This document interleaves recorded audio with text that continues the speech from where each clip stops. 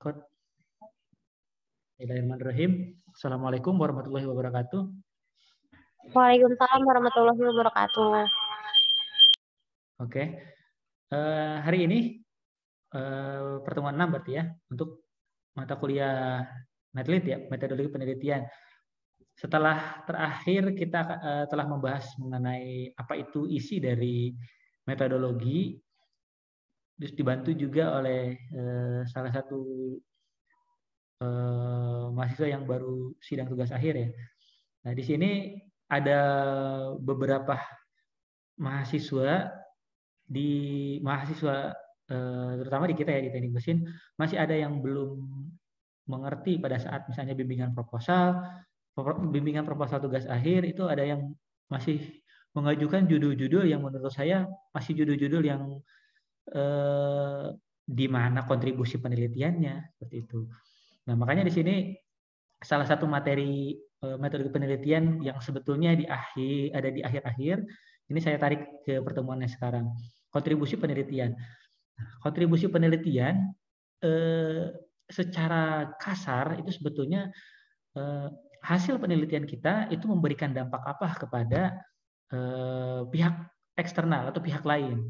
Misalnya pihak lainnya bisa berupa misalnya masyarakat, bisa berupa perguruan tinggi dan lain-lain. Tetapi hati-hati, jangan disamakan antara kontribusi penelitian dengan manfaat penelitian. Kalau misalnya manfaat penelitian itu adalah misalnya kalian membuat sebuah penelitian, itu misalnya mesin penumbuk kacang misalnya. Nah, penumbuk kacang ini digunakan oleh UMKM susu kedelai misalnya. Nah, itu adalah manfaat penelitiannya, bukan kontribusi penelitiannya. Sedangkan kontribusi penelitian yang dimaksud di dalam sini adalah kontribusi penelitian yang memberikan dampak kebaharuannya. Oke, kita akan contoh beberapa studi kasus. Nah, coba kita lihat di case 1 ini. Di case 1 ini kita lihat di sini ada seorang pekerja dia menggunakan pakaian APD ya, lengkap, safety. Di sini dia sedang mengerjakan fabrikasi besi atau pembentukan besi ya. Kalau misalnya dalam satu konstruksi ada besinya itu dibentuk menjadi untuk bahan coran atau misalnya untuk aplikasi-aplikasi yang lain, misalnya pada atap, pada dinding dan lain-lain. Nah, di sini ada kaitannya si besinya itu ternyata dia bengkokkan menggunakan alat yang dia gunakan yang di sini, dibengkokkan secara manual. Nah, menurut kalian kira-kira, oh ini maaf ya, ini saya ngambil ada Google, ternyata ada TikTok, nggak masalah ya. Jadi maksudnya di sini saya lingkari. Yang pertama faktor helm, terus kemudian yang kiri tengah itu tangan dia yang kiri membengkokkan, yang kanan itu dia membengkokkan juga sambil mengencangkan dengan mesin atau alatnya. Terus di bagian bawah yang itu saya lingkari juga bahwa di situ ada besi yang tidak aman yang tergeletak di bawah, terus kemudian yang bisa saja membahayakan dan lain-lain. Nah, berhubung kita bukan mata kuliah K3, di sini saya akan membahas tentang dari segi kontribusi penelitiannya. Nah, menurut kalian dari pada saat membuat satu penelitian kan biasanya berangkat dari masalah yang ada di lapangan. Nah, contohnya seperti ini, misalnya kalian menemukan ini, kira-kira judul atau topik apa yang akan diangkat dari topik permasalahan ini yang kira-kira memberikan kontribusi penelitian? Coba kira-kira siapa yang bisa memberikan pendapat? Silakan.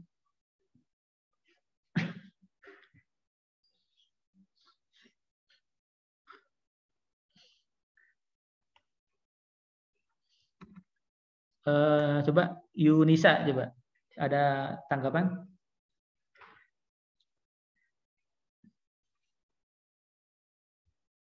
Halo. Halo, ini masih belum terdengar suaranya. Suara saya terdengar gak nih? Coba cek.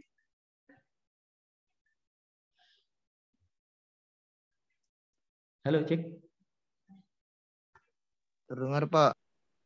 Ya, nggak ada yang sanggup. Ya, terima kasih Rifki Ajis. Ya, kira-kira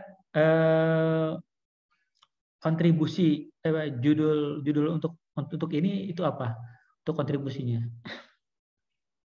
Kontribusi yang kira-kira ada hubungannya dengan kontribusi penelitian. Oke, kalau misalnya masih bingung, nanti ada penjelasannya. Ada apa?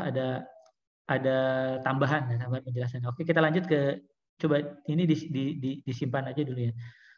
Terus kemudian kita lanjut dengan case yang kedua. Case yang kedua ini di rumah misalnya. Ini lagi proses pembuatan bakso daging, dia menggunakan sendok misalnya. Dia menggunakan sendok, terus kemudian ada alatnya juga yang dia pegang di sebelah alat kiri atas. Itu tengahnya alat tersebut kayak seperti sendok besar, kemudian tengahnya berlubang, terus sebelah tangan yang satunya lagi menggunakan sendok biasa untuk mengambil dan membentuk sebuah bola daging yang terbentuk yang dilihat di gambar yang bawah. Nah, dari yang sini sebetulnya apakah misalnya judul dari penelitiannya bisa dianggap misalnya ini masih manual Pak misalnya. Gimana kalau dia menggunakan mesin otomatis misalnya. Mesin otomatis dari yang tadinya dia pakai tangan, sendok, kemudian bikin membuat bakso atau bola daging otomatis. Nah, apakah itu yang disebut dengan kontribusi penelitian? Apakah cukup itu dengan yang tadinya manual, kemudian dilakukan secara otomasi? Apakah itu yang disebut dengan kontribusi penelitian? Nah, oke, kita lanjut ke berikutnya. Nah, berikutnya di sini ada beberapa yang saya lingkari. Yang sebelah kiri tumpukan kertas, kemudian yang kedua adalah dia menggunakan toolsnya kalkulator, kemudian dia menggunakan pulpen, terus kemudian ada yang laptop. Nah, pertanyaan yang di sini, apakah misalnya dengan cara yang tumpukan kertas tersebut dia kalkulasi menggunakan tadinya manual menggunakan kalkulator itu termasuk dalam kontribusi penelitian atau bukan? Apakah kontribusi penelitian itu yang tadinya menggunakan manual, kemudian dia menggunakan alat bantu, itu disebut dengan kontribusi penelitian? Apakah termasuk atau bukan? Atau misalnya yang tadinya bentuknya kertas, kemudian dia input misalnya menggunakan Microsoft Excel di laptopnya, itu juga dianggap menggunakan kontribusi penelitian. Sama seperti yang kalian lakukan misalnya di mana di sepak bola misalnya. Di sepak bola awalnya itu latihan jadi kiper misalnya itu ditembak oleh teman kalian. Nah, sekarang saya mau buat ini nih, ada kontribusi penelitiannya adalah yang tadinya manual itu ditembak menggunakan shooting machine untuk latihan menembaknya. Apakah itu disebut dengan kontribusi penelitian? Nah, itu belum tentu juga. Bisa iya, bisa tidak, tergantung dari judulnya, dari judul yang diangkat. Nah, terus kemudian ada case keempatnya. Bentar. Nah, ini case keempat, ini misalnya di teknik mesin. Di sini kita lihat ada lingkaran yang pertama. Nah, yang pertama di sini bisa dilihat ini mesin press, mesin stamping. Yang sebelah kirinya itu adalah tempat menempelnya dice atas, dice bawah. Itu mesin ini biasanya memiliki 300 sampai 500 ton tekanannya. Terus kemudian yang di lubang bawah ini ada tombol untuk mengoperasikannya. Terus kemudian yang di lingkaran yang berikutnya adalah mesin yang berjajar berderet. Kenapa saya tunjukkan beberapa foto ini? Karena pada dasarnya pada saat kalian membuat sebuah proposal penelitian, itu biasanya berangkat dari masalah kan. Masalah itu tidak serta-merta kalian diam di kamar, terus kemudian kalian merenung, terus kemudian tahu. Tapi masalah itu harus didapat baik itu dari internet, dari publikasi ilmiah, jurnal, artikel, tapi juga didapat juga dari permasalahan yang ada di lapangan. Menyelesaikan permasalahan yang ada di lapangan. Tentu saja judulnya yang menyangkut dengan adanya kontribusi ilmiah. Setelah melihat gambar yang ini, oh ternyata mesinnya selalu berdekatan.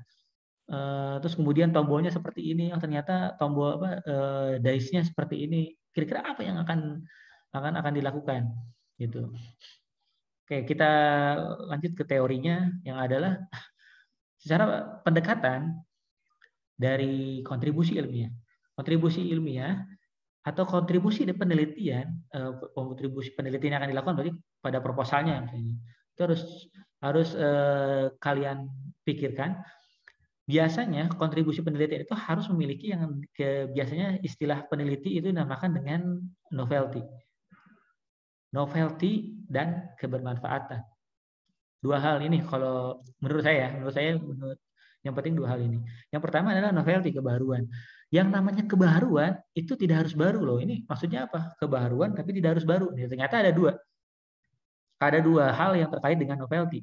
Yang pertama, model yang digunakan, metode yang digunakan, pendekatan yang digunakan, atau proses pemecahan masalah yang digunakan, itu bisa saja menggunakan sesuatu hal yang belum pernah ada atau orisinal atau belum pernah ada atau baru. Atau misalnya tidak pernah ada, sudah pernah ada di lapangan, kita lakukan juga model, metode, pendekatan, proses pemecahan masalah yang tersebut yang sudah ada, tapi kita lakukan dengan yang namanya adalah penyempurnaan. Itu yang dinamakan novelty. Tetapi penyempurnaan yang dilakukan adalah penyempurnaan yang benar-benar baru. Kalau misalnya penyempurnaan yang sudah ada, kalian lakukan buat apa? Terus yang berikutnya adalah kebermanfaatan. Kebermanfaatan itu tidak harus memberikan manfaat yang besar, dampak yang amazing, misalnya luar biasa, sehingga memberikan kontribusi secara regional atau wilayah tertentu. Tidak harus seperti itu. Ada manfaat, ada novelty-nya, ada bermanfaat walaupun itu sedikit, cukup. Cukup untuk menjadi objek penelitian. Itu kenapa dinamakan cukup walaupun kebermanfaatannya tidak terlalu besar atau kecil. Karena yang meneliti itu kan bukan kalian saja, tetapi kan sedunia. Gitu. Apabila kalian melakukan hal yang kecil, yang di bagian dunia yang lain itu kecil itu tidak pernah dilakukan atau mereka terbatas. Mereka ingin meneliti itu, ternyata bahan-bahan di sana tidak ada. Atau misalnya metode-metode itu tidak bisa melakukan di wilayah mereka metodenya. Tapi di wilayah kita bisa. Nah itu walaupun hal yang kecil, itu bisa terjadi, bisa memberikan dampak yang puzzle yang tadinya kecil tidak terungkap oleh yang di luar negeri, kita selesaikan, kita publish dalam satu artikel jurnal, itu akan memberikan puzzle kecil itu tertutup sehingga mereka akan mengerjakan sebuah puzzle yang lebih besar kebermanfaatannya. Terus yang berikutnya mengenai novelty adalah jika kalian judul penelitian, ini lihat dari judul atau temanya, yang isinya itu penerapan, implementasi. Ini istilah aja ya, mau penerapan mau implementasi, itu biasanya tidak memiliki kontribusi penelitian. Yang menurut saya itu kurang menarik untuk dilakukan kajian penelitian. Jadi contoh misalnya kalau misalnya kita mulai dari yang atas. Contoh yang pertama yang misalnya yang di original, metode yang belum pernah dilakukan. Misalnya contoh, saya mau sedotan sekarang banyak yang menggunakan yang menjadi sampah di samudra, sampah dari sedotan ini, straw ini luar biasa banyak. Nah, di sini metode pendekatannya adalah gimana kalau misalnya saya membuat sedotan misalnya dari nasi, misalnya dari bahan baku nasi yang sebelumnya ada yang dari singkong dan lain-lain, itu nasi belum pernah ada. Jadi pada saat kalian minum, kalau habis ya sedotannya langsung dimakan, kan aman. Itu misalnya, atau enggak misalnya karena dia nasi, walaupun kalian buang sehari 2 hari dia terurai oleh tanah, nggak masalah. Itu adalah betul-betul orisinal. Atau misalnya pendekatan yang sudah ada atau penyempurnaan yang sebelumnya sedotan misalnya berbahan yang banyak itu berbahan singkong misalnya atau umbi-umbian. Nah, dari bahan singkong itu ternyata hasil sedotannya itu ternyata sering mengalami kebocoran pada satu buatan. Misalnya daya pakainya tidak bisa disimpan, belum kena air tapi sudah hancur duluan, itu bahkan belum bisa digunakan, itu juga masalah. Nah, itu perlu penyempurnaan. Kita lakukan penyempurnaan sampai di sedotan tersebut bisa digunakan dengan waktu tertentu. Itu contoh yang kedua, kalau misalnya bentuknya penyempurnaan. Kemudian kebermanfaatannya itu contohnya tadi, kalau misalnya kita melakukan kita membuat satu tadi sedotan yang kecil saja, itu kalau misalnya diterapkan oleh seluruh dunia, kebayang sampah-sampah plastik atau polimer yang berserakan itu menjadi tidak ada lagi. Masalah yang ada di lapangan itu didaur ulang, tapi yang sampah baru itu tidak tercipta lagi. Itu manfaat kecil, tapi jika diterapkan itu akan menjadi besar. Nah, yang contoh yang tadi yang ketiga. Nah, contoh yang keempat sini yang kita menggunakan penerapan atau implementasi. Nah, biasanya tidak memiliki kontribusi penelitian. Contohnya adalah misalnya kalian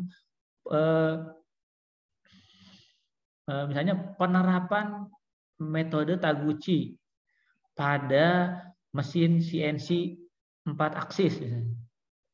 Judul penelitiannya seperti itu. Sekarang kembali lagi penerapan Taguchi. Taguchi itu sudah ada metode yang banyak sekali orang melakukan. Terus pada mesin CNC juga banyak.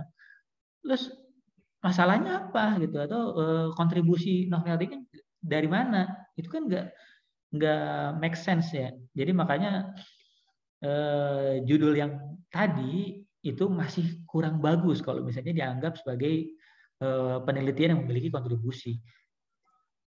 Jadi kalau misalnya mau mengubah si judul itu menjadi sesuatu hal yang memiliki orisinal atau novelty, dan yang utama ya novelty dan kebermanfaatan, itu harus diubah dulu judul misalnya, terus latar belakangnya, terus sampai ke metodenya. Jadi metode itu jika permasalahannya sudah fix ya, permasalahannya sudah ketemu, terus kalian akan lakukan apa, kemudian metodenya dijabarkan di metode yang sudah dijelaskan sebelumnya.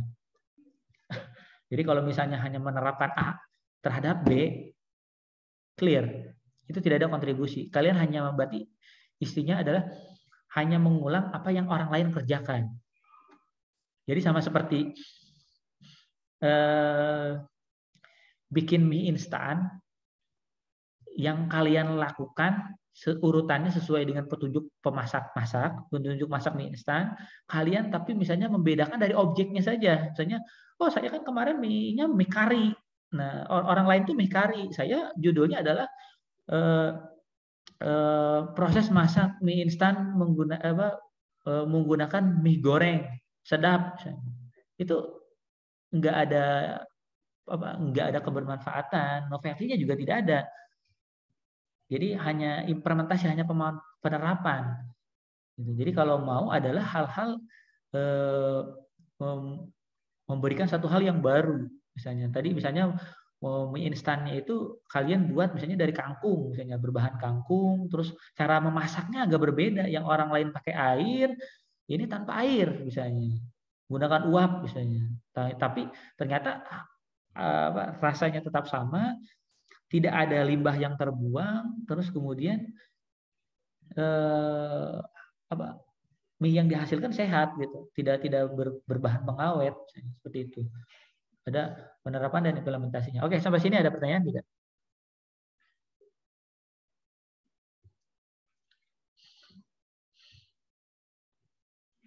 Halo? Ya, Stefanus gimana? Tidak ada Pak dari saya. Oh, oke. Yang lain mungkin ada? Ya, sebetulnya kontribusi penelitian keywordnya hanya sempit ya, tapi kadangkala kita salah menafsirkan bahwa yang namanya penelitian kita itu harus beda dibandingkan yang lain. Beda itu bukan berarti beda yang ada di Indonesia, ternyata di luar sudah banyak, itu juga nggak boleh. Terus penelitian yang kita lakukan ternyata orang lain sudah umum atau common research yang dilakukan, itu juga menjadi tidak baik ya. Kenapa? Karena pola pikir kalian dalam meneliti itu menjadi tidak terarah, hanya sebagai generasi manut. Ada satu paper, terus kemudian kalian ikuti. Oh, judulnya mirip, cuma ganti objek aja. Terus kemudian kalian ikuti, langkah-langkahnya kalian ikuti, perhitungannya diikuti, perancangannya diikuti. Terus nelitinya kapan gitu? Kalau yang itu kan mengikuti alur itu bukan meneliti gitu. Kalian tuh hanya menjalankan tutorial gitu ya. Jadi yang namanya itu adalah bukan berarti mengikuti yang sudah ada. Atau misalnya ternyata ada Pak penelitian kakak tingkat saya itu misalnya penelitian apa ya? Oh ya, misalnya meneliti misalnya bahan biokomposit. Biokomposit menggunakan bahan alam jerami padi. Nah, yang kemarin itu jerami padi. Oh, saya mau menggunakan yang objeknya yang lain, Pak. Bukan jerami padi, misalnya menggunakan alang-alang atau misalnya menggunakan sabut kelapa. Nah, itu adalah sesuatu hal yang baru dari yang penelitian dari kakak tingkat kalian. Padahal kalian belum mencari kedalaman dari penelitian itu. Kalau yang kakak tingkat saya menggunakan jerami, saya menggunakan kelapa, sabut kelapa.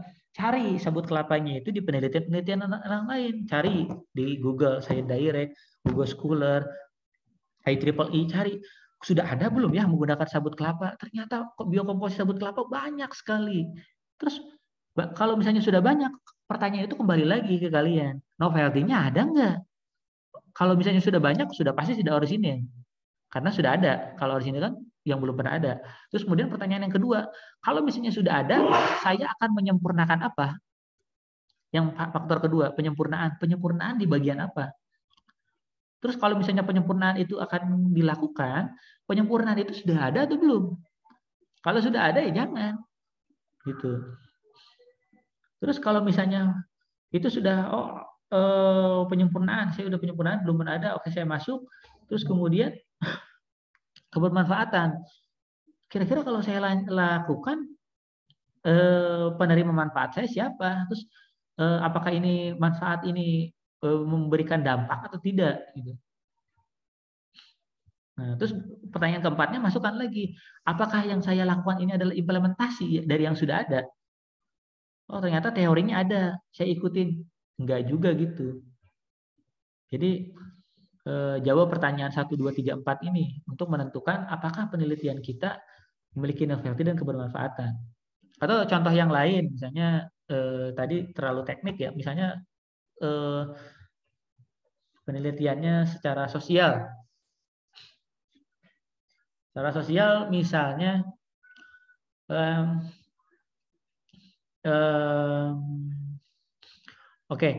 misalnya pada sepak bola misalnya.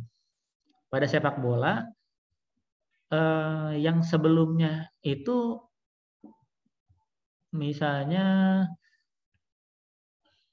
di istilah sepak bola kita ketahui ada beberapa istilah ya, kalau misalnya menggunakan tiki taka misalnya, ada yang menggunakan kemarin tuh Liverpool gegen pressing misalnya. Nah ternyata kalian mau membuat satu hal yang baru nih, saya menggunakan analisisnya ternyata menggunakan umpan silang misalnya, atau namanya center back overlap, misalnya dari center back langsung ke depan. Nah itu menurut kalian belum ada. Nah kalian research dulu hasil dari internet, ada atau tidak yang menggunakan itu. Kalau misalnya sudah ada, berarti yang orisinal tidak tercapai. Kita lanjut yang kedua, penyempurnaan. Bisa nggak itu disempurnakan? Apa yang beda dari overlap center back overlap yang sebelumnya? Atau misalnya dari tiki taka yang sudah ada, apa bedanya? Ya, yang sudah beda, yang beda itu ternyata bisa diterapkan yang ke kalian, terus kemudian belum pernah ada yang penyempurnaannya, berarti lanjut ke bermanfaatannya apa. Gitu. Jadi jangan sampai kalian pikirkan, tapi saya bikin biokomposit buat apa ya gitu. Buat meja harganya lebih mahal misalnya. Saya buat ini lebih mahal. Kebermanfaatannya buat apa? Jadi jangan terpaku dari tren yang sudah berlangsung. Oke, secara teori seperti ini, pendek mungkin, tapi ada case yang berikutnya. Ini ada case kelima. Saya ngambil dari International Journal of Pharmaceutic ya. Jadi farmakologi ini agak menarik itu yang terkait dari 3D printing. Nah, 3D printing yang kita ketahui yaitu menggunakan filamen atau menggunakan resin. Nah, ternyata di sini ada 3D printing adalah bio. Bio atau artinya dia mudah terurai. Nah, di sini dia dijelaskan bahwa 3D printingnya itu secara judul dia untuk menghasilkan drug atau obat atau sel yang berbasis sistem untuk kulit. Nah, kalau kalian mau kira-kira penelitian ini kontribusinya di mana? Kalian bisa lihat di bagian kesimpulan, conclusion. Conclusion-nya itu kalian bisa lihat di bagian akhir biasanya ada yang dinamakan further research atau penelitian selanjutnya itu tentang apa. Nah, kalau kalian mau melanjutkan dari penelitian kakak tingkat kalian atau penelitian sebelumnya, kalian lihat di bagian kesimpulannya itu dia menyarankan nggak penelitian ini kalau dilanjutkan lebih baik di bagian sektor apa. Nah, contoh di sini yang saya tandai di bagian akhir. Di sini dia menjelaskan bioprinting untuk obat dan cell based system. Nah, di sini dia menjelaskan kalau mau melanjutkan penelitian ini dijelaskan bahwa di sini sebetulnya membutuhkan bioprint untuk microneedle devices. Nah, jadi tujuannya itu adalah bukan untuk bikin obatnya saja, tapi bioprint untuk jarum yang berukuran mikro. Nah, di sini also expected to be studied untuk dipelajari, untuk dipeliti setelah itu. Terus kemudian di sini juga dia ada juga untuk pengembangan mana ya? Untuk pengembangan cell based delivery vehicle sebagai perantara. Sebentar saya mute dulu.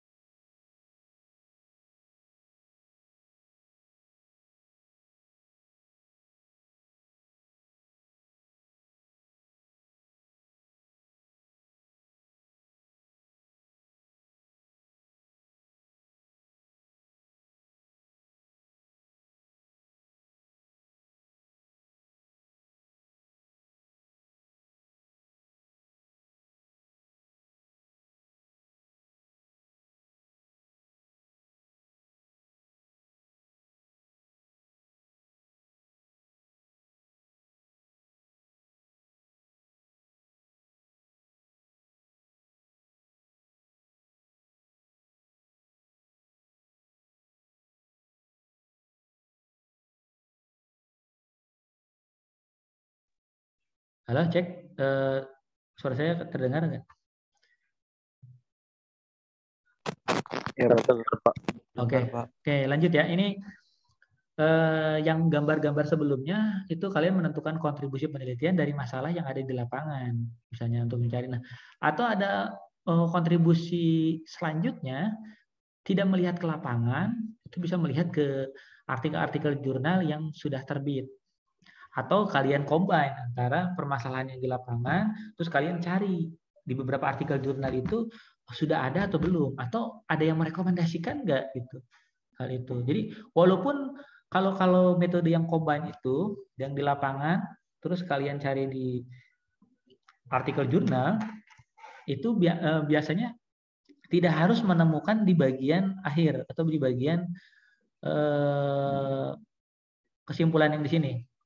Tidak harus, karena penelitiannya permasalahan yang di lapangan biasanya tadi saya mau mencari ternyata bisa nggak sih untuk pembengkokan itu, apakah pembengkokan yang besi tadi menimbulkan masalah, dicari ternyata betul menimbulkan gangguan tulang, gangguan sendi, terus kemudian hasil bengkoknya tidak bagus dan lain-lain. Itu bisa kalian simpan menjadi state of the art-nya atau misalnya jurnal-jurnal yang digunakan. Nah, terus kemudian untuk permasalahannya, ternyata saya mau membuat alatnya. Nah, cari apakah alatnya itu sudah ada atau belum.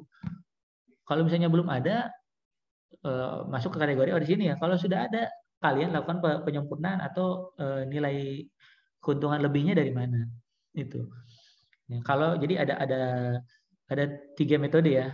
Metode satu adalah dengan menggunakan studi dari kumpulan-kumpulan artikel jurnal. Yang kedua adalah menggunakan kombinasi antara di lapangan dengan jurnal. Jadi tetap walaupun di lapangan kalian harus based on artikel. Jadi artikel atau sudah yang di lapangan itu sudah ada atau belum.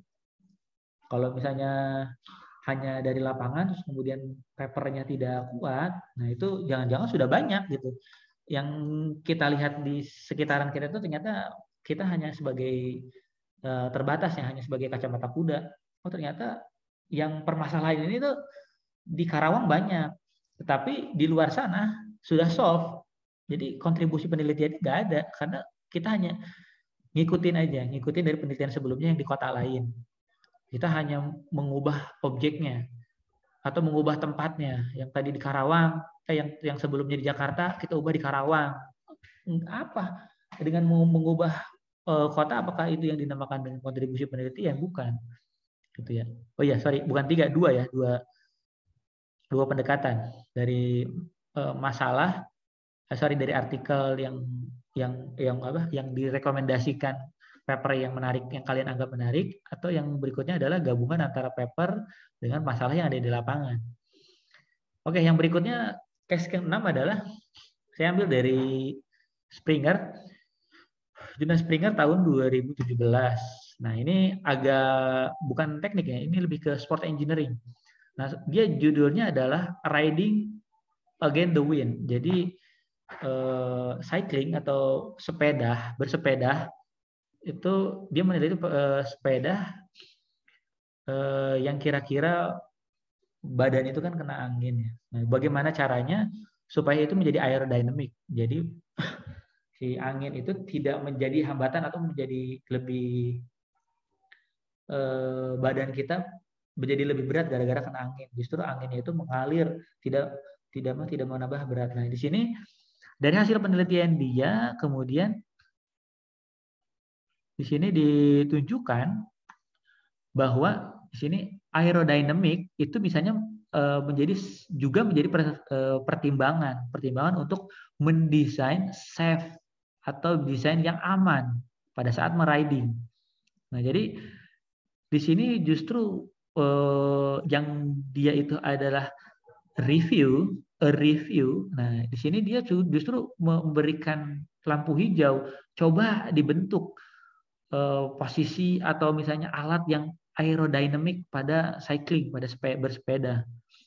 Nah, di sini kemudian dia ada juga potensial yang untuk akan diimprove atau ditambahkan. Itu adalah untuk menambah rider performance. Otomatis kalau anginnya menerpa badan, performance dia akan menurun, kan jadi berat ya. Nah, di sini biasanya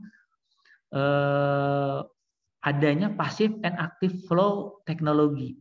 untuk meneruskan atau menjaga dari aerodynamic yang bagian depan. Di sini bisa dia bilang adalah cutting edge teknologi. Jadi untuk memotong angin di bagian depan sehingga tidak menerpa badan. Atau misalnya berupa penelitian atau inovasi-inovasi yang lain pada cycling. Nah, dari sini itu sebenarnya sudah menemukan satu masalah. Oh, ternyata orang ini yang meneliti ini dia berharap penelitian selanjutnya ada tentang ini. Ternyata dia sudah membuat sebuah review dari penelitian yang berupa review bahwa penelitian yang ini belum ada. Tapi balik lagi karena ini 2017, cari lagi, oh ada tidak penelitian terbaru? Jangan-jangan yang ini sudah solve, sudah terjawab. Gitu. Jadi pola pikirnya seperti itu. Nah, case yang ketujuh di sini ada tentang image processing.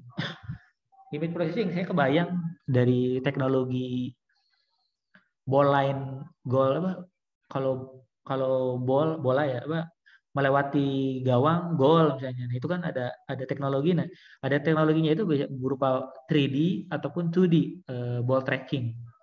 Nah, di sini dia cek dalam bentuk sport video dalam video. Nah, ini yang terbaru dia di 2021. Nah, di sini dia menjelaskan kontribusi penelitian dia, di sini dijelaskan our contribution. Nah, itu dikhususkan atau utamanya itu bagian apa? Improvement different stage. Jadi menambah dari perbedaan stage atau pembacaan video tadi, baik itu 2 dimensi maupun 3 dimensi. Nah, dari kontribusi dia menjelaskan selanjutnya akan bagian apa sih kontribusi ilmiahnya. Nah, di sini dia jelaskan, dia memberikan saran kalau misalnya ke depannya kalau mau ada yang melanjutkan penelitian dia bukan hanya tentang sports ya, tapi bisa dari engineering juga. Misalnya di sini future work atau pekerjaan atau penelitian selanjutnya itu harusnya difokuskan pada integrate the ball detection. Nah, itu lebih ke mendeteksi bola secara terintegrasi dari misalnya arahnya ya. Kalau yang tadi kan lebih ke posisi, nah ini lebih ke arah. Jadi dia lebih mendeteksi kalau misalnya ke arah sini itu akan gol. Pernah nggak kalian cek kalau misalnya ada tendangan bebas itu suka ada panah ya? Oh ini ke arah pojok. Oh, apakah kena pagar pembatas dari backnya atau tidak? Nah di sini dia jelaskan coba dilakukan itu dengan cara deep learning. Ternyata dia sudah menggunakan deep learning. Kan kalau di yang baru di industri 4.0 itu kan ada deep learning, ada dari cloud computing, terus kemudian ada dari artificial intelligence itu. Dia menyarankan coba kalau bisa menggunakan deep learning. Kalau misalnya kita mau meneliti tentang deep learning. Ini. Nah, ini case terakhir yang 8. Ini saya anggap ini hubungannya dengan teknik sebetulnya. Tapi ini ada hubungannya juga dengan kesehatan ya. Kesehatan. Nah, di sini sebetulnya dia judulnya terkait dengan nanokristal. Nano kristal itu ukurannya nano. Mikro lebih kecil lagi, berarti 1/1000 berarti ya. Kalau mikro itu kan berarti 1/1000 milimeter. Kalau nano berarti 1/1000 jadi milimeter. Nah, di sini adalah bracing of AU. AU itu kan aurum ya, aurum simbol untuk emas ya. Nah, di sini dijelaskan bahwa di bawahnya adalah gold ya. Aurum, terus kemudian ada juga palladium. Jadi gabungan antara palladium, gold atau dengan emas. Nah, di sini dia menggunakan nanokristal yang digunakan pada suntikan pompa. Nah, kalian kalau ngelihat di rumah sakit itu kan kadang ada yang memberikan suntikan langsung melalui infus sekaligus. Nah, ada juga yang menggunakan suntikan secara menggunakan alat yang nyuntiknya itu sepersekian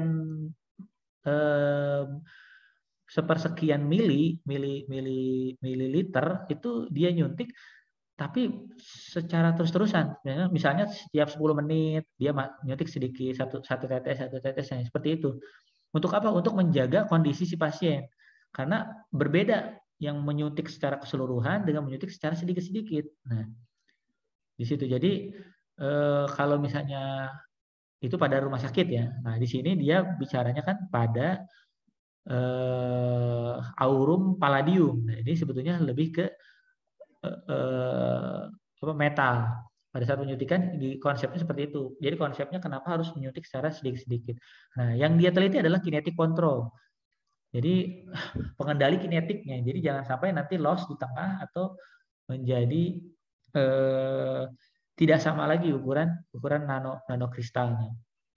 Nah, di sini saya tandai di bagian bawah, di bagian bawah yang ini untuk selanjutnya penelitian, kalau misalnya mau melanjutkan dari penelitian ini dari aspek apa? Nah, di sini dijelaskan dia. Ya, itu diharapkan untuk mengaplikasikan sintetis kontrolnya itu pada noble metal lain atau pada jenis metal lain atau jenis alloy, jadi campuran metal campuran yang lain. Kalau di sini campuran antara aurum palladium. Nah, bisa saja menggunakan metal yang lain yang ada di kita, yang kita butuhkan, yang masalah di lapangannya.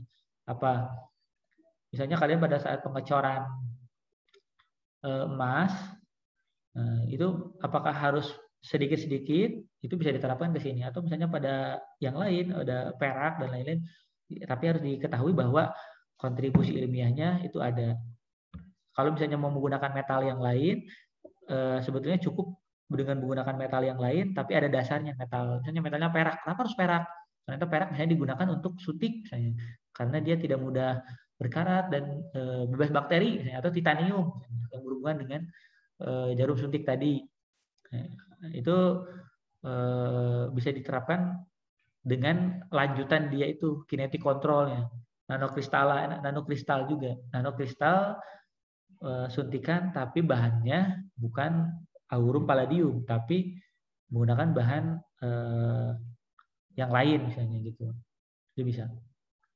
Oke, sampai sini cukup. Ada pertanyaan mengenai kontribusi penelitian? Silakan.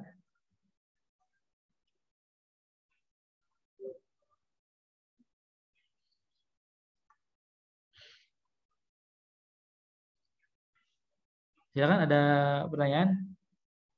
Jadi mudah-mudahan ada bayangan terkait kontribusi penelitian. Kok saya judul ini sering ditolak? Kok saya judul ini kok dianggap gak bagus? Padahal orang lain ada yang lebih gak bagus. Nah, saya rasa jangan melihat ke orang lain.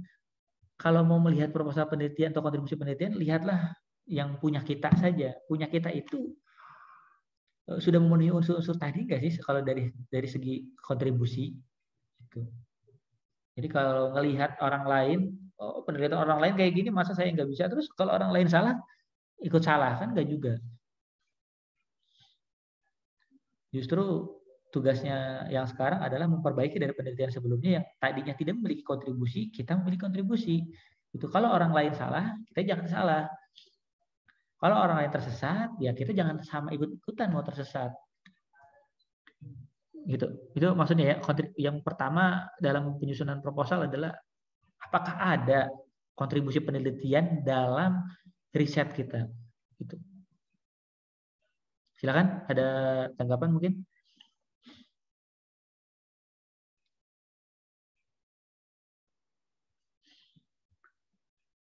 Tidak ada? Apa coba nyalakan dulu videonya mungkin semua?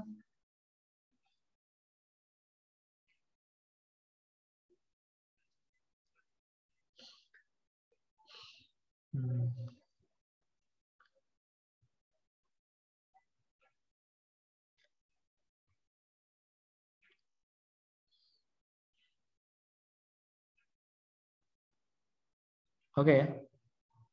Sepertinya belum semua nyalakan video. Ini Muhammad Rizky Fadilah mungkin masih menuju atap gitu. Oke, saya stop.